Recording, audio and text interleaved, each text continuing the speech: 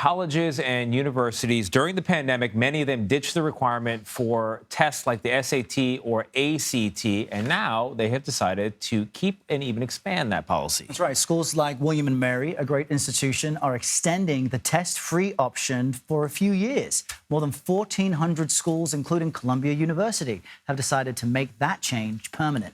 Harry Feder joins us now. He's executive director of an organization called FairTest, and its goal is to ensure fair, hence the name, and open testing for all students.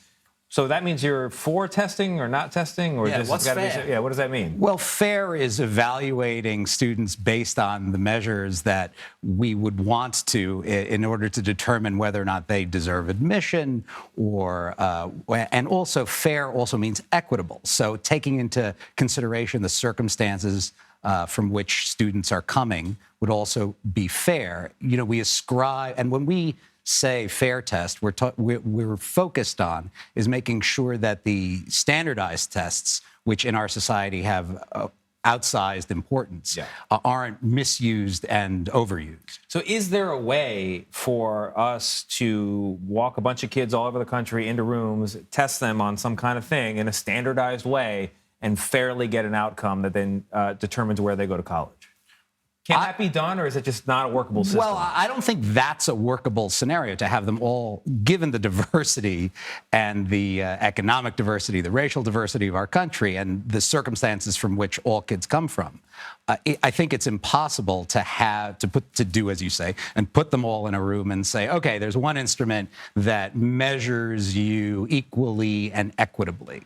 So I think the reaction to this will depend on where you sit, because if I've just worked really hard to get my ACT and SAT scores up, I'm going to respond to this news with the response of, like, this isn't fair because I'm working hard. On the flip side, if I'm another type of student who has an amazing kind of roundabout skill set, I might think, now I have a shot at the big institution. So where are you on this, and how do we make this more equitable for people? Well, first of all, the policy we're talking about is test optional policies, right? So if you go for it and study a lot and submit your score, the university with the test optional policy will consider it.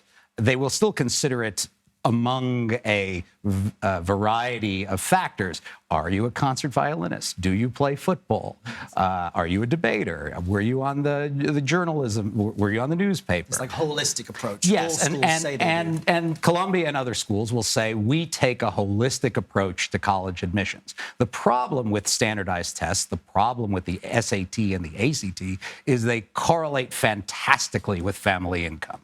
So, and they're also entirely coachable. So the problem is that the kids who are working hard to prepare for the SAT are spending their families are spending lots of money on SAT tutors, et cetera, et cetera. So it really is not a fair and equitable measure of what we want our public universities and private universities, who are educating the future leaders, the future news anchors of America, to not have this diverse and large pool of applicants. And if we only limit it to these test scores, if that's the sole criteria, if that's even the main criteria, that's really not a very, very fair or desirable thing for America. How do the schools know whether a student is ready to do the work on that campus? Well, the schools look at their grades. They look at, quote unquote, course rigor. They take course rigor into account with the kind of school they've been to. And frankly, the universities have some obligation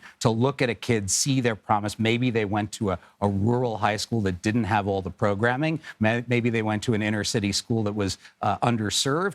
And it's the job of the university, and some of the best universities do, is to say, you know what, we see something in the kid's record, we see their talents, we're going to take a chance on them, and this is how America works, or should work. It's fascinating. I guess schools and parents and families all reevaluating how to best prepare for this important phase of life. Harry Feder, thanks for coming by. Thank you, gentlemen. Appreciate it.